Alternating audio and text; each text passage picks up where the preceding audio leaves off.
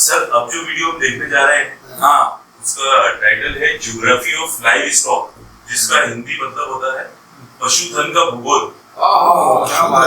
भूगोल। हाँ, तो ये बहुत ही ज्यादा एक नॉलेज वाली वीडियो है सर। और मैं चाहता हूँ आप इसे देखें और देखने के बाद अपनी प्रतिक्रिया। जब पशु की अगर बात हो रही है तो मेरा यह मानना है कि जब पुराने जमाने से लेकर अभी तक पशु जो है इंसान का भी रहा है, चाहे वो माल ढोने वाली बात हो, चाहे वो खेती बाड़ी की बात हो, या और किसी काम के लिए पशु ने ही इंसान की मदद करी और अभी तक क्या करते हुए आया। अभी भी दादा घोड़ी बैलगाड़ी जो थे वो पहले चलते थे, अब वो नई नई चीजें आ गई हैं, लेकिन पशु एक ऐसी चीज है जो आज अपने इंसान को यहाँ पे जो मददगारी रहा। About 2 million years ago, early humans hadn't figured out farming yet, so they mainly relied on collecting fruits, tree bark, tree roots, and even insects to survive, as did several other hominid species, including one called Australopithecus. But around this time, a change began to happen, not among the humans, but the climate. The ice age was beginning, and for many humans, long portions of the year were marked by cold temperatures and food shortages. To overcome this obstacle, the solution Australopithecus came up with was to eat a higher quantity of lower quality plants like weeds and grasses, while Homo sapiens, us, found that in times of scarcity, animal meat and bone marrow could supplement fruits, and actually provided greater amounts of protein and access to different important nutrients that only a few plants could provide. If you look around today, only one of us is still around, as Australopithecus died out around 2 million years ago, and it's thought that their different feature sets influenced their eventual demise. In this way, eating meat helped save humans from extinction. Ever since then, humans have been hunting and eating animals to satisfy parts of their diet, and eventually figured out that if we captured some of their young and raised them alongside us, we didn't have to put ourselves in danger and could have a reliable source of food. This process of training and breeding animals to coexist with humans is called domestication, and any animal we raise for the purpose of eating or deriving some other value out of, like for their eggs, milk, or leather, is called livestock. And although today many of these are found all over the world, each one had to have come from somewhere specific, and each one has an interesting story behind their domestication. So let's get the big one out of the way first: chickens. The term chicken actually used to mean just the young ones, while the term fowl was used for the whole species. That's why we still call all young birds chicks, even if they aren't chickens. Honestly, I could do a whole video about chickens, so I hope you're ready for this. Modern-day chickens are the domesticated form of what's called the red jungle fowl, a bird that struts along the floor of tropical forests, scratching seeds and other foods out of the soil. In the wild, the red jungle fowl originated over an area stretching from India into China and down into Southeast Asia, making it all the way to Sumatra. And to this day, there are still wild populations of jungle fowl throughout this area. Although out of the red jungle fowl's initial range, the earliest definitive evidence of chicken domestication comes out of Hebei province in China and would have occurred around 7,400 years ago. From China, the domesticated chicken quickly spread east, with evidence of domesticated chickens in India from around 7,000 years ago. By around 5,000 years ago, they made it to Anatolia and into Europe after. Evidence of chickens in the Middle East only goes back 4,000 years, and they only reached Egypt around 3,400 years ago, or by about 1400 BCE. The shocking part about all this, however, is that the chicken had not been domesticated for farming or even consumption yet. Instead, this entire time, or for the first 5,000 years after chickens were first domesticated, they were being used for the sole purpose of cockfighting, both as entertainment and survival. The first evidence we have of people actually farming and eating chickens comes from only 2,300 years ago in the ancient Israeli city of Maresha. It was here that a tremendous collection of over 1,000 chicken bones were found. These bones were mostly from female chickens, so they couldn't have been used for cockfighting. There were many fully mature bones, so they weren't being selectively killed at birth, and most importantly, the bones bear markings from knives, indicating that they were being cooked and cut up. With 19 billion chickens on Earth, grown solely for their meat, I think it's safe to say we use them more for eating than now. And our domestication of the chicken has made it the most populous bird on the planet, with 2.5 chickens for every human on Earth. Okay, I think I'm about done with chickens. Cows, which also go by the name cattle, are actually older than domesticated chickens, and they can trace their wild heritage back to a beast known as a foraging, which has since gone extinct. But we still know what they look like because they are one of the most common images to have been recorded as cave paintings. Yeah, they look a lot like cows, that's kind of the point. These were an incredibly versatile animal that really only needed grass to survive.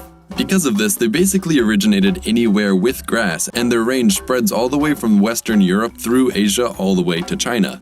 DNA analysis, however, indicates that the domesticated cows today likely originated from just around 80 oryx near the village of Çanyotepezi in modern-day Turkey, maybe even by a single group of people, which is pretty crazy if you think about it.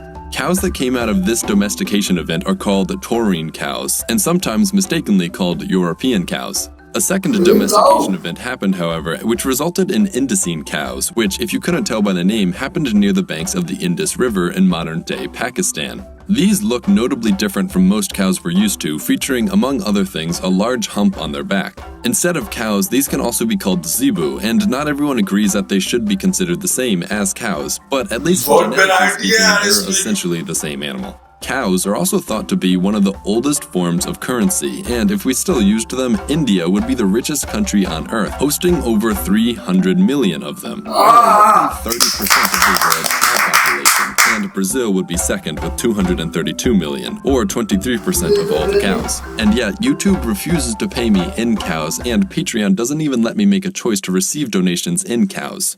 Pig also used to be the word for a young pig, while the word swine was used for the whole species, which means someday people could come to me an adult pig, and then we would need to find a new word, probably something like piggle for their babies. The swine as a whole, however, are the domesticated version of the Eurasian boar, which, as the name implies, also kinda had a ginormous range throughout Europe and Asia. But it's more ancient, they originated out of Southeast Asia around 2 million years ago. However, they were domesticated in more or less the same exact place as cows within the Tigris River basin, likely south-central Turkey as well. Since turkey seems to be very popular so far, let's talk about turkeys next. I was surprised to find that turkeys actually did get their name from the country Turkey, but maybe not in the way you'd expect. You see, wild turkeys had an original range across North America, nowhere near the country of Turkey, most likely originating in the warm pine forest of Mexico. But upon finding America, Europeans realized just how much they liked them and brought them back to the old world. Quickly, turkeys made their way to the Ottoman Empire, which excelled in the trade of a very similar bird, the guinea fowl.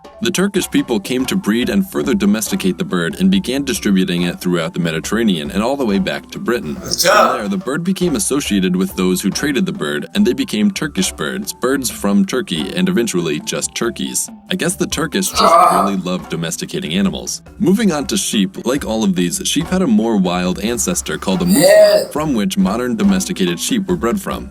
These guys looked 1,000 times cooler than modern sheep, and I definitely want to ride one. The mouflons was from the Caucasus into Anatolia, modern-day Turkey, and down into Iraq and Iran. The first domesticated animals when, 11,000 years ago, the Mesopotamians domesticated them. Though it's unclear where exactly in Mesopotamia this happened, who are we kidding, it was probably Turkey. Goats are very similar to sheep, so it only makes sense that they come from roughly the same place and were domesticated at roughly the same time. Except domestic goats likely came from the wild Bezor ibex, which has some serious horns, and actually have the largest horns relative to body size of any animal on Earth. These have a range from the Zagros Mountains into, Turkey and the Caucasus as well. The term to refer to a baby or a young goat is kid, so this is just a bunch of kids. This phrase comes from England and is actually older than referring to human children as kids, which originated in America during the 1800s. So yeah, basically calling a child a kid means you're calling them a baby goat. Horses are probably the most awesome of the animals that we eat, and also help in finding armies out of Mesopotamia. They likely roamed the Pontic steppe from Ukraine through Russia and all the way into Kazakhstan, and it was here that they were also likely domesticated, around 6,000 years ago. The most irrefutable evidence of horse domestication comes from sites shared between Russia and Kazakhstan, where the horse carcasses were found buried with chariots, clearly indicating they were being used and had been for some time. A very close relative of the horse is the donkey, which are also called ass, and a female donkey, now called a jinny, was just called a she-ass. I'm telling you all this not because it's important, but because I have to have fun making these videos too. Despite being close relatives to the horse, they originated from the African wild ass, which had a range from Egypt all the way down to the Horn of Africa as far as Somalia. However, this region used to be a lot more grassy, and now their true range is centered around Ethiopia. But this original range explains why the donkey was originally domesticated in a place called Nubia by pastoral people in modern-day Sudan. Camels are kind of difficult because there's really two different camels. The dromedary, what most of us consider as a regular camel, and then the dromedaries, also known as Arabian camels, are just that, originating in Arabia and spilling over a bit into North and East Africa. And it was either here in Arabia or in Somalia that they were first domesticated. Whereas Bactrian camels come from, well, Bactria, which is roughly this area, mostly in modern-day Afghanistan and Pakistan. Because of their original habitat, it was these types of camels, the Bactrian ones, that were used for the Silk Road. Closely related to camels are llamas and alpacas. Because of their similarities to each other, they're often confused, but they are in fact different animals. The important difference between them is size, as llamas can be up to 6 feet tall, whereas alpacas are smaller, typically only over 4 feet tall. The range of the llama is also bigger, stretching from Ecuador down to Chile and even Argentina, while alpacas can mostly be found within southern Peru and northern Chile. But basically, both can be found within the Andes and are sort of just used as the cows of the Andes Mountains. If that's the case, then the cows of the Himalaya Mountains would be yaks, which are basically cows that grow their own skirts, as they've become adapted for cold and mountainous regions. The most important difference between cows and yaks, however, in my opinion at least, is that while cows moo, yaks grunt. And even their Latin name, Bos grunnius, reflects this, translating into bull grunting. The last two livestock creatures I want to talk about aren't often thought about. Typically, we don't directly eat these, but instead we just use the products they create. The first one is the silkworm. These are the larval stage of the silk moth, which produce, yeah, you guessed it, silk. The wild silkworm has a range starting in northern India and coming all the way up into northern China and even into far eastern Russia. Domestication occurred in China roughly 5,000 years ago, and then the secret of their domestication was closely guarded when outsiders came, and Europeans had to steal silkworms. It's a very interesting story, but we don't have time for it right now. Lastly, we have the honeybee. Now, some might argue this doesn't count as a domesticated livestock, but they're still an animal that we derive a tremendous amount of value from, both through their honey and wax, but especially through their pollination practices. So I figured I'd include them regardless. Of the 2,000 different species that exist on Earth, only 7 produce honey, and it's thought that the first honeybees came from Africa and spread naturally across the rest of Eurasia. And the most popular one is called the Western honeybee, or sometimes the European honeybee. Hint, hint. And because Europeans had a lot of fun sailing all around the world and meeting a bunch of new people and definitely didn't do anything bad in any of these places, the modern range of the Western honeybee looks like this. Although they likely originated closer to this area, cave paintings in both Spain and France have been found depicting humans collecting honey from bees. The first evidence of actual domestication comes from Egypt, where tombs have been found with images of beekeeping from around 9,000 years ago, which is crazy because beekeeping suits wouldn't be around for another 7,500 years. They were only invented in the 1500s, so yeah, for over 7,000 years, people took care of bees with nothing. Which I like honey and all, but doesn't seem worth it. That's about it for livestock. Let me know if you'd like to see another video, maybe about our grains, vegetables, or possibly even pets. As always, thank you to my patrons for helping make this video and this channel possible. If you want to get your name up here like these generous people, I have a link coming up for you. Of course, you should subscribe if you like this, and if you haven't yet, maybe you should check.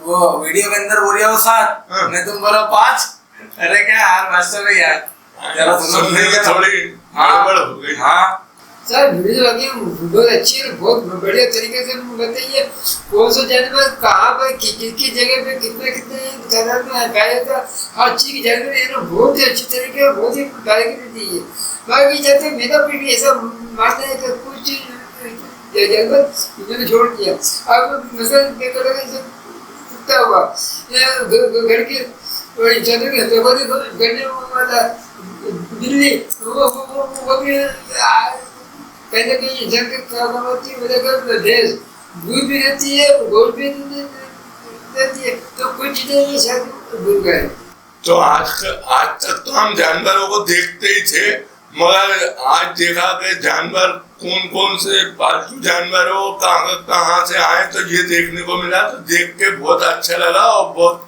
सीखने को भी मिला, तो सीख के भी बहुत खुशी हुई। सर ये वीडियो देखी, जानवरों की देखी, तो ये वो कबूतर जा वाला गाना याद आ गया, तो गा रहा हूँ।